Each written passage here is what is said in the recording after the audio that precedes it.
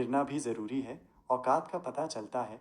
ये सिर्फ एक कहावत नहीं, बल्कि जीवन का एक महत्वपूर्ण सबक है। जब हम गिरते हैं या असफल होते हैं, तो हमें अपनी सीमाओं, कमजोरियों और वास्तविक स्थिति का पता चलता है। ये हमें एक यथार्थवादी दृष्टिकोण देता है कि हम कहाँ खड़े हैं और हमें कहाँ सुधार की आवश्यकता है। इसे कुछ उदाहरणों से समझते हैं। करियर और व्यावसायिक जीवन में कल्पना कीजिए कि कोई व्यक्ति अपने करियर में लगातार सफलता प्राप्त कर रहा है और कभी किसी बड़ी असफलता का सामना नहीं किया है। ऐसे में उसमें थोड़ा अहंकार आ सकता है और वो अपनी क्षमताओं को बढ़ा चढ़ाकर आंक सकता है। लेकिन अगर उसे किसी बड़े प्रोजेक्ट में असफलता मिलती है या वो किसी महत्वपूर्ण सौदे को खो देता है, तो ये उसे अपनी वास्तविक क्षमता और कमियों को समझने का अवसर देता है। ये उसे अपनी रणनीति पर पुनर्विचार करने, नई कौशल सीखने और अधिक विनम्र बनने के लिए प्रेरित करता है। वह समझता है कि सफलता हमेशा सुनिश्चित नहीं होती और कड़ी मेहनत तथा निरंतर सीखने की आवश्यकता होती है। व्यक्तिगत संबंधों में कई बार हम रिश्तों में खुद को बहुत मजबूत या दूसरों से बेहतर समझने लगते हैं। जब किसी रिश्ते में कोई बड़ी गलतफहमी या विवाद होता है, तो ये हमें अपनी भूमिका और गलतियों को देखने का मौका देता है। ये हमें सिखाता है कि रिश्ते कितने नाजुक हो सकते हैं और उन्हें बनाए रखने के लिए समझौते, माफ़ी और प्रयास की आवश्यकता होती है। ये हमें अपनी अहंकार को छोड़कर दूसरों की भावनाओं को समझने और उनके साथ सहानुभूति रखने की प्रेरणा देता है। खेल और फिटनेस में एक एथलीट जो हमेशा जीतता रहा है, वो कभी कभी अपनी ट्रेनिंग या तैयारी में ढिलाई बरत सकता है। लेकिन जब उसे किसी प्रतियोगिता में हार का सामना करना पड़ता है, तो ये उसे अपनी कमजोरियों को उजागर करता है। उसे पता चलता है कि उसे अपनी फिटनेस पर और काम करने की ज़रूरत है, अपनी तकनीक में सुधार लाना है या मानसिक रूप से अधिक मजबूत बनना है। ये हार उसे और भी कड़ी मेहनत करने और अपने लक्ष्यों के प्रति अधिक प्रतिबद्ध होने के लिए प्रेरित करती है। संक्षेप में, गिरना हमें हमारी औकात का एहसास कराता है। ये हमें बताता है कि जीवन में सब कुछ हमेशा हमारी इच्छानुसार नहीं होता। ये हमें विनम्रता, सहनशीलता और दृढ़ता सिखाता है। ये हमें ये भी बताता है कि असफलता अंत नहीं है, बल्कि सीखने और आगे बढ़ने का एक मौका है। जो लोग गिरने के बाद उठना सीखते हैं, वे ही जीवन में सही मायने में मजबूत और सफल होते हैं। ये एक बहुत ही गहरा अवलोकन है। इंसान के चेहरे पर, उसकी आंखों में, उसकी हर छोटी बड़ी हरकत में, उसकी मुस्कान में किताबों से कहीं ज़्यादा कहानियाँ छिपी होती हैं। उन्हें पढ़ना, समझना, ये वाकई एक हुनर है जिसे सीखा जा सकता है। चेहरों पर लिखी अनकही कहानियाँ। हम अक्सर कहते हैं कि आंखें आत्मा की खिड़की होती हैं, लेकिन ये सिर्फ आंखें नहीं, पूरा चेहरा ही एक जीवित पुस्तक है। यहाँ कुछ उदाहरण दिए गए हैं कि कैसे हम इंसानों को पढ़ सकते हैं। मुस्कान, आपने जिस मुस्कान का जिक्र किया, वो सिर्फ होठों की एक हरकत नहीं होती। एक सच्ची, दिल से निकली मुस्कान आंखों तक पहुंचती है, चेहरे की मांसपेशियों में एक सहजता लाती है। इसके विपरीत एक दिखावटी या मजबूर मुस्कान अक्सर आंखों तक नहीं पहुंचती और उसमें एक तरह की कृत्रिमता होती है। ये किसी की आंतरिक खुशी या तनाव को प्रकट कर सकती है।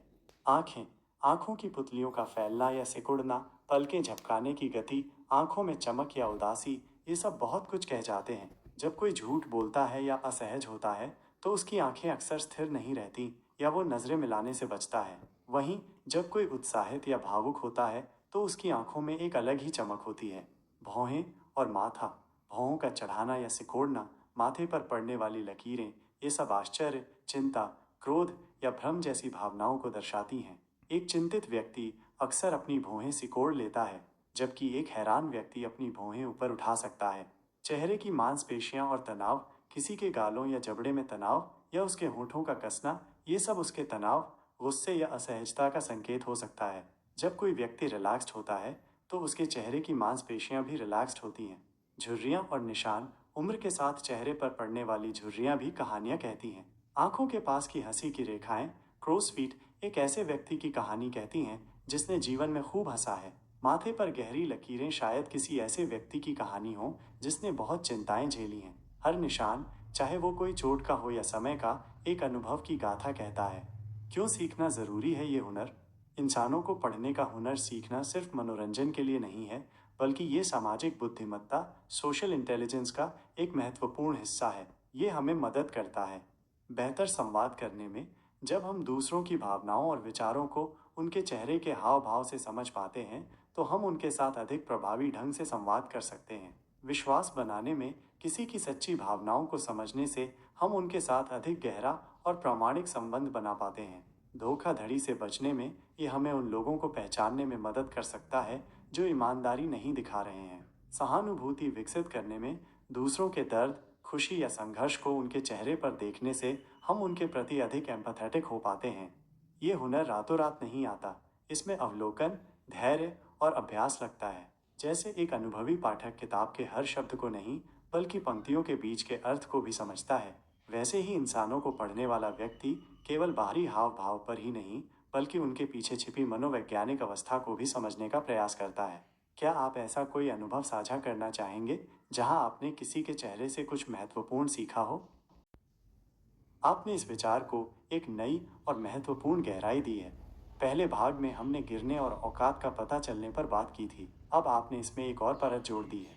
जब हाथ उठाने को बढ़ते हैं, तब जाकर अपनों को पता चलता है। ये पंक्ति समर्थन, रिश्तों की परख और मानवीय स्वभाव के बारे में एक शक्तिशाली सत्य बताती है। आइए इस पर विस्तार से चर्चा करें। जब हाथ उठाने को बढ़ते हैं, तब जाके अपनों को पता चलता है। ये हिस्सा हमें सिखाता है कि कौन वास्तव में अपना है और कौन केवल सुख में साथ देने वाला। ये सिर्फ गिरना नहीं है जो हमें औकात बताता है, बल्कि उस गिरावट के बाद मिलने वाला समर्थन या उसका अभाव ही रिश्तों की असली परीक्षा होती है। इसे कुछ उदाहरणों से समझते हैं। एक, संकट या असफलता के समय रिश्तों की परख। कल्पना कीजिए कि एक व्यक्ति अपने करियर में बहुत सफल था। उसके पास दोस्त, सहकर्मी और रिश्तेदार हमेशा मौजूद रहते थे। हर पार्टी में उसे बुलाया जाता था, हर निर्णय में उसकी सलाह ली जाती थी। लेकिन अचानक उसे एक बड़ी असफलता का सामना करना पड़ता है। शायद उसकी नौकरी चली जाती है या उसका व्यवसाय डूब जाता है। अब वो गिर गया है। इस स्थिति में जब उसे मदद के लिए हाथ बढ़ाने की ज़रूरत महसूस होती है, तब उसे पता चलता है कि कौन उसके साथ खड़ा है। कुछ लोग तुरंत गायब हो जाएंगे, वे बहाने बनाएंगे, फ़ोन उठाना बंद कर देंगे या खुद को व्यस्त दिखाएंगे। ये वे लोग होते हैं जो केवल आपकी सफलता या पद के साथ जुड़े थे। कुछ लोग सहानुभूति दिखाएंगे, लेकिन मदद नहीं करेंगे। वे दुख व्यक्त कर सकते हैं, लेकिन जब ठोस समर्थन की बात आएगी तो वे पीछे हट जाएंगे। और फिर कुछ ऐसे होंगे जो वाकई में हाथ बढ़ाएंगे। ये वे होंगे जो बिना किसी अपेक्षा के वित्तीय मदद की पेशकश करेंगे, भावनात्मक सहारा देंगे, नए अवसरों की तलाश में मदद करेंगे या सिर्फ सुनने के लिए मौजूद रहेंगे। यही वो अपने होते हैं जिनकी पहचान संकट की घड़ी में होती है। ये अनुभव व्यक्ति को सिखाता है कि सच्चे रिश्ते संपत्ति या सफलता पर आधारित नहीं होते, बल्कि विश्वास, प्यार और निस्वार्थ समर्थन पर आधारित होते हैं। 2, व्यक्तिगत चुनौतियों और संघर्षों में। मान लीजिए कोई व्यक्ति गंभीर बीमारी से जूझ रहा है।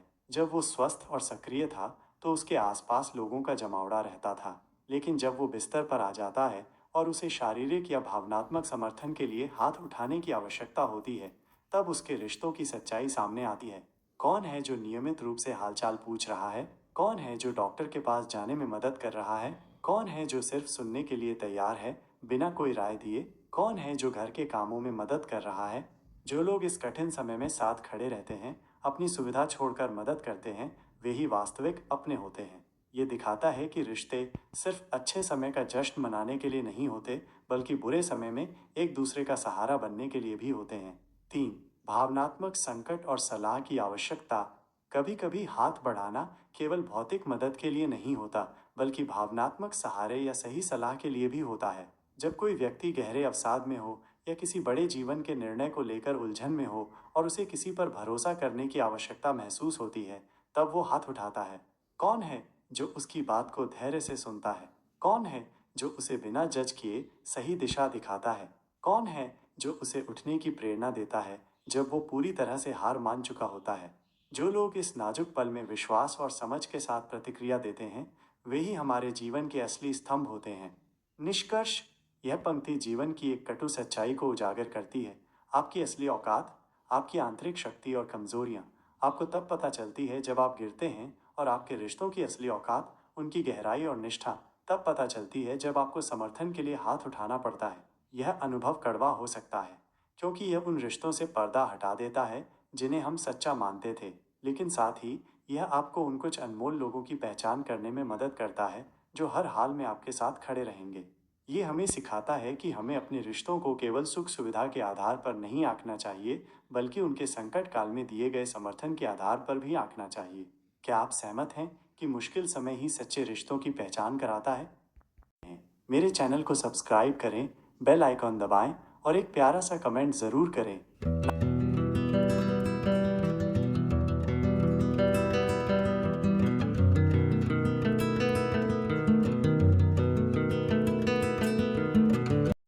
मेरे चैनल को सब्सक्राइब करें, बेल आइकॉन दबाएं और एक प्यारा सा कमेंट ज़रूर करें।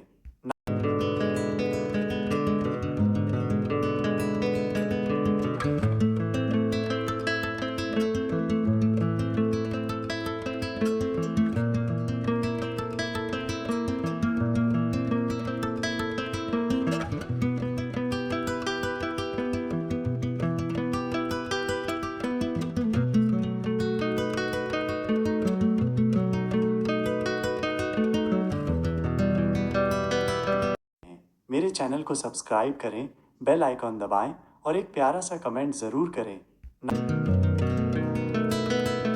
मेरे चैनल को सब्सक्राइब करें, बेल आइकॉन दबाएं और एक प्यारा सा कमेंट ज़रूर करें।